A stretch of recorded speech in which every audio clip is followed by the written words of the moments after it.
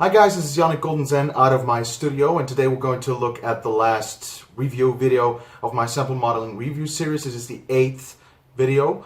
Today we're going to look at the double reeds. Now, the package double reeds includes oboe, English horn, bassoon, and contrabassoon. Those are quite cool instruments for an orchestral context, especially like the great composers sometimes had whole passages where they used those instruments. Bill Conti comes to mind, for example, Jerry Goldsmith, and so on. When I've edited the last video that I uploaded, which was about the flutes, I came to my attention, I forgot to tell you one small detail, but which is quite important though, and I just want to show you this.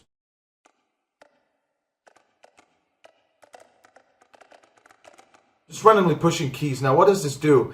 When you're playing stuff, it is really cool. You can hear the valves, like the actual musician, if he plays like that or like that. You can hear the valves that he presses. And in the last video, I had the second track, which I played along to, was a very subtle track, and it just featured one bass flute, and you could really hear the valves closing, going up, the finger and everything. And that's a detail I forgot to mention, which is very important because it's very vital to the sound and adds even more layers of realism. Now let's jump right in, and I'm going to show you some of the sounds. Again, I used the BBC 2 by Tech Control.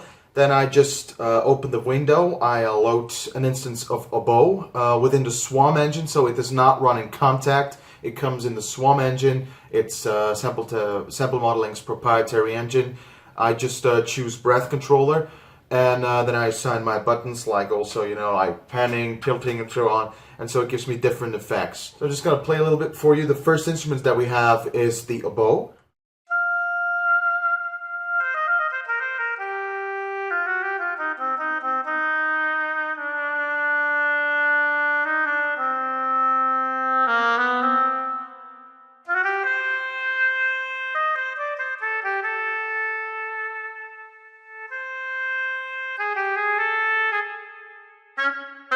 The second instrument is the English horn, which is a very distinguished sound that you often hear in some kind of medieval soundtracks. Let me show you.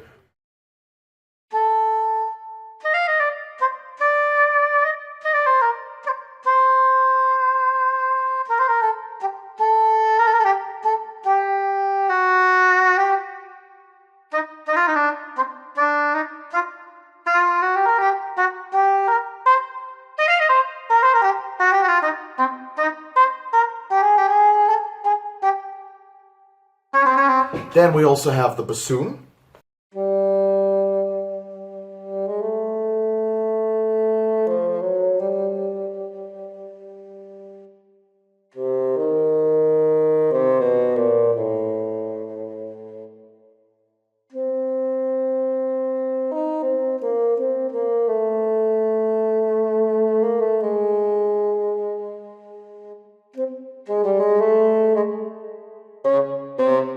And even lower than the bassoon is the contrabassoon. Now, you probably heard that the bassoon can go quite deep already, but the contrabassoon is really,